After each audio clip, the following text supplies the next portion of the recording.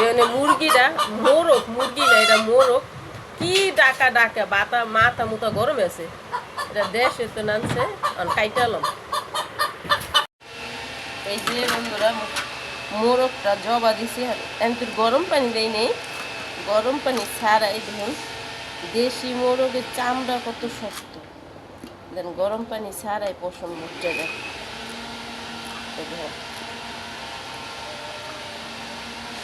যেত দূর উড়াই তার এই গরম পানি ছাড়া। এই যে বন্ধুরা দেখুন বাবা দেশি মুরগির চামড়া চুরানো অনেক কষ্ট, এই যে চুরাই নিছি চামড়াটা, আমি কাইটা নেব।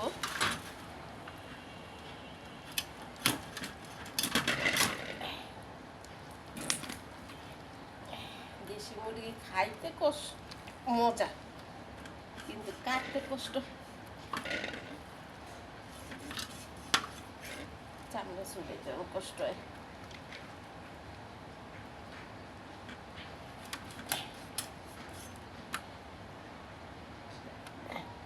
এই দেখেন এই মোরগ তো দেশি মোরগ, এই লাগে দেখেন মোরগের বিচি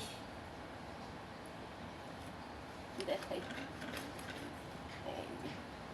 যদি মুরগি হইতো তাহলে ডিম হইতো, দেশি মোরগ তো এর লেগে।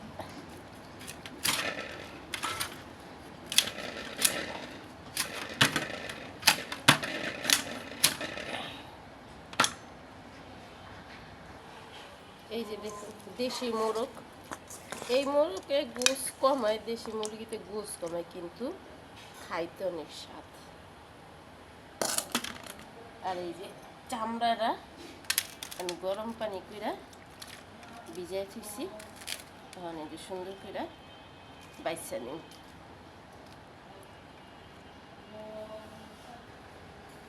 এই দেখুন বন্ধুরা পাখনারা দেখেন যখন পশম থাকে তখন দেখা যায় কত বড়, এখন দেখেন চামড়াটা কত ছোট হয়ে গেছে, এখনো বাছা হয় না। এই চামড়া বাছতে অনেক সময় লাগে, অনেক নিখুঁত করে বাছতে হয়।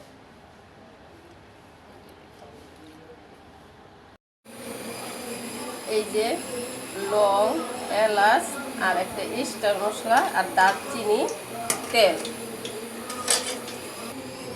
এই যে মুরগিটা মোরগ, এটা মুরগি না, বারবার মুরগি মনে আয়া করে মুখে, হলো মোরগটা দেশি। আর এই যে রসুন, আর এই যে পেঁয়াজ কুচানো নিছি, পেঁয়াজ ভুনা করলে পেঁয়াজের হাতটা একটু বেশি দিতে হয়। এটা ভালো করে একটু লাল লাল করে ভাজে নেব। পেঁয়াজ, তেল আর এলো দারচিনি, এলাচ আর একটা স্টার মশলা, এই যে এটা ভালো করে ভাজে নেব। আর এই যে বেশি মোরগটা, রসুন, এই যে আদা রসুন বাটা, এখানে আমি মরিচ পাখি দিয়ে দেব পরিমাণ মতো। আপনারা 4 চামচে 1 চামচ দিলেও চলবে।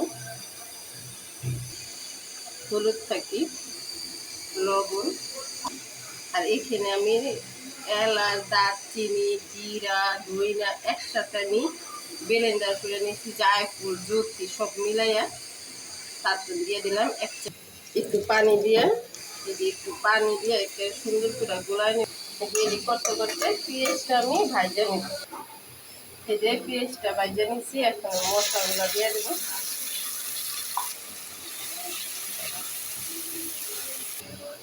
মুরগি,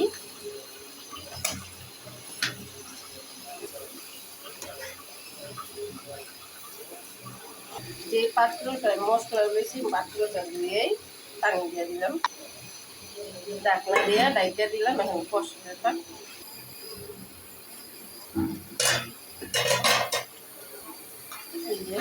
এটা কিন্তু তেল এমনি কিছু নেই, এখন আমি পানি দিয়ে দেবো। দেশি মোরগ তো একটু পানিটা একটু বেশি দিতে হইব, নাহলে সিদ্ধ হইব না। আর দিয়ে দেবো রসুনের কোয়া, আমি আস্তা রসুনটা দিলাম না, কিন্তু কোয়া ছুটাই দিলাম।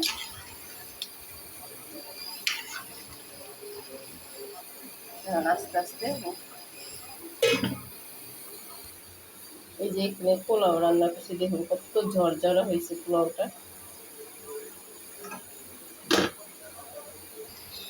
এই যে আমার মোরগের গোশটা হয়ে গেছে। এরকম একটু জল না রাখলে পোলাওটা খাওয়া যাবে না, তার জন্য এরকম মাখা মাখা একটু রাখবো। আর নামানোর আগে একটু মশলা দিলাম, জিরা গরম মশলা থাকি, এতে একটা টেস্ট আসবে অন্যরকম।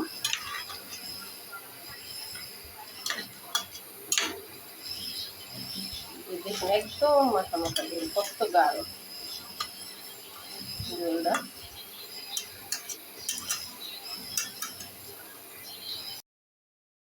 এই যে মুরগিটা রান্না করছি, দেখুন মুরগিটা, আর এই টিকা কাবাব, এটা আলুর কাবাব হবে।